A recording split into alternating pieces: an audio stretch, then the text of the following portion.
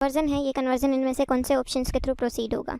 तो रिएक्टेंट क्या है? CH3 C double bond O CH2 CH2 CH CH2 और यहाँ पे है इपोक्साइड रिंग, ठीक है। और यहाँ से प्रोडक्ट क्या बना दिया है? प्रोडक्ट बन गया CH3 CH2 whole thrice CH CH2 epoxide ring as it is है, ठीक है। तो जैसे ही मैंने रिएक्टेंट और प्रोडक्ट देखा तो यहाँ पे चेंजेस क्या है? C double bond O group का रिडक्शन हुआ है, बाकी epoxide ring as it is है, ठीक है। C डबल बॉन्ड O का रिडक्शन हुआ है। अब इस ग्रुप का रिडक्शन के लिए दो रिएजेंट से हम ये रिडक्शन कर सकते हैं। पहला है हमारे पास क्लेमेंशन रिडक्शन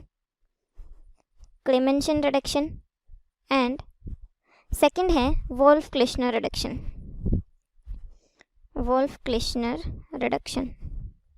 ठीक है। तो इन दोनों की हेल्प से हम C डबल बॉन्ड O का रिडक्शन कर सकते हैं। वोल्फ-क्लिश्नर रिडक्शन के ड्यूरिंग क्या यूज होता है? NH2 in presence of ethylene glycol या फिर हम कह सकते हैं पोटेशियम हाइड्रोक्साइड के साथ। और क्लेमेंशन रिडक्शन का रिएजेंट क्या है? Zinc amalgam in presence of concentrated HCl। तो इन दोनों रिएजेंट्स की प्रेजेंस में C डबल बॉन्ड O का रिडक्शन होकर ये किसमें कन्वर्ट हो जाता है? CH2 में, ठीक है। CH2 में कन्वर्ट हो गया तो CH2 और एक CH2 यहाँ पे बन गया, तो CH2 के 3 मोल आ गए। एंड अब इसमें क्या देखा है हमने कि इपोक्साइड रिंग जो है वो epoxide ring as it is है। तो अगर मैं क्लेमेंशन रिडक्शन यूज़ करूँ यहाँ पे तो देखिए CH3 C double bond O CH2 CH2 O। तो क्लेमेंशन रिडक्शन के लिए कैसे प्रोसीड होता है? क्लेमेंशन रिडक्शन एसिडिक कंडीशन मतलब zinc amalgam in presence of concentrated HCl यानी कि H पॉजिटिव, ठीक है। तो मतलब क्या हो गया? ये एसिडिक कंडीशन में प्रोसीड हो रहा है। तो एसिडिक कंडीशन में क्या होगा? इपोक्साइड रिंग ओपनिंग भी हो जाएगी यहाँ पे, इपोक्साइड रिंग ओपनिंग। लेकिन प्रोडक्ट में इपोक्साइड रिंग ओपनिंग दे नहीं रखा, लेकिन जिंक अमलगम और साथ में कंसनट्रेटेड HCl है, क्लेमेंशन रिडक्शन में एसिडिक कंडीशन है तो इपोक्साइड रिंग ओपनिंग भी होगा, ठीक है। तो यहाँ से प्रोडक्ट क्या बनेगा हमारे पास? प्रोडक्ट इस तरीके से बनेगा। इपोक्साइड रिंग ओपनिंग कैसे होगी? तो ये तो कन्वर्ट हो ही जाएगा CH2 में, यानी कि CH3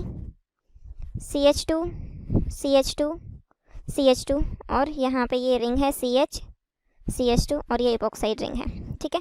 तो इपोक्साइड रिंग पे एसिडिक कंडीशन में क्या होगा? H पॉजिटिव किस पे जुड़ेगा? इपोक्साइड प्रोटोनेट होगा सबसे पहले, तो यहाँ पे क्या जुड़ जाएगा? H positive. ऑक्सीजन अपने lone pair of electron H positive को डोनेट कर देता है, तो ये क्या आ गया? OH पॉजिटिव, ठीक है। इसके बाद क्या करेगा? इसके बाद न्यूक्लियोफाइल अटैक करता है, न्यूक्लियोफाइल अटैक। और कौन सी पोजीशन पे न्यूक्लियोफाइल अटैक करता है? मोस्ट सब्स्टिट्यूटेड पोजीशन पे, attacks at most substituted position. अब न्यूक्लियोफाइल यहाँ पे कहाँ पे अटैक करेगा? मोस्ट सब्स्टिट्यूटेड पोजीशन ये है, ठीक है। तो यहाँ पे अटैक करेगा न्यूक्लियोफाइल कौन सा हो गया? Cl नेगेटिव न्यूक्लियोफाइल हो गया। Cl नेगेटिव यहाँ पे अटैक करेगा, ठीक है। ये बॉन्ड यहाँ से टूट जाएगा तो मतलब इपोक्साइड रिंग ओपनिंग हो जाएगी। लेकिन प्रोडक्ट में इपोक्साइड रिंग ओपनिंग दे नहीं रखी, तो वोल्फ-क्लेमेंसन रिडक्शन की हेल्प से हम ये नहीं प्रोसीड कर सकते। फिर आया वोल्फ-क्लिश्नर रिडक्शन। तो वोल्फ-क्लिश्नर रिडक्शन से भी ये तो हो जाएगा, लेकिन वोल्फ-क्लिश्नर रिडक्शन से भी बेसिक मीडियम में भी इपोक्साइड रिंग ओपनिंग हो जाएगा। In basic medium also epoxide ring opening takes place. Epoxide ring opening takes place. Basic medium में भी इपोक्साइड रिंग ओपनिंग हो जाएगा, तो ये आंसर भी रॉन्ग हो गया, ठीक है। फिर है CH2 SS2 SH followed by Renee निकल। अब हम साथ साथ ये भी देख लेते हैं कि बेसिक मीडियम में इपोक्साइड रिंग ओपनिंग किस तरीके से होती है।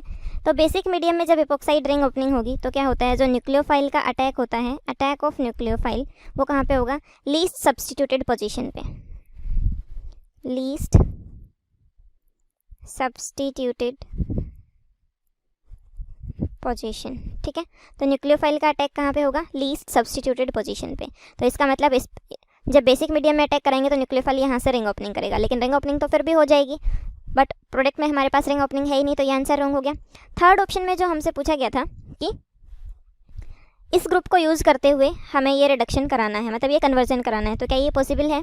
इसी तरह जो नेक्स्ट ऑप्शन है हमारा, इसमें रिएजेंट क्या है? CH2 SH मतलब इथेन 1,2 डाईथायोल, ठीक है। थर्ड ऑप्शन जो है हमारा, इसमें रिएजेंट है इथेन 1,2 डाईथायोल। तो इसकी प्रेजेंस में क्या होगा? इथेन 1,2 डाईथायोल की प्रेजेंस में ये क्या करता है? सबसे पहले तो प्रोटेक्शन करता है प्रोटेक्शन करता है किसका, एल्डिहाइड और कीटोनिक ग्रुप का, एल्डिहाइड एंड कीटोनिक ग्रुप। तो यहाँ पे क्या है देखिए, C डबल बॉन्ड O, इस तरीके से ये C double bond O alkyl chain से कनेक्टेड है। अब इसकी रिएक्शन अगर मैं इथेन 1,2 डाईथायोल से करती हूँ, मतलब क्या हो गया, ये SH CH2 CH2 SH, इसके साथ रिएक्शन करूँगी तो प्रोटेक्शन करेगा ये पहले कार्बोनाइल ग्रुप का। तो प्रोटेक्शन के ड्यूरिंग क्या होता है देखिए, H2O रिलीज हो जाता है, क्लियर, और इसके साथ बॉन्ड बन जाता है किस तरीके से, ये कार्बन यहाँ पे क्या आ जाएगा, S CH2 CH2, ठीक है, प्रोटेक्शन हो गया। अब ये कार्बोनाइल ग्रुप का तो प्रोटेक्शन कर देगा, लेकिन एपोक्साइड रिंग ओपनिंग कर देगा। एसिडिक और बेसिक कंडीशन में एपोक्साइड रिंग ओपनिंग होती है, ठीक है। तो एपोक्साइड रिंग ओपनिंग तो हमारे पास प्रोडक्ट में गिवन नहीं है, तो ये आंसर भी रॉन्ग हो गया। तो आंसर क्या आ जाएगा, none of these reagent is used for this conversion.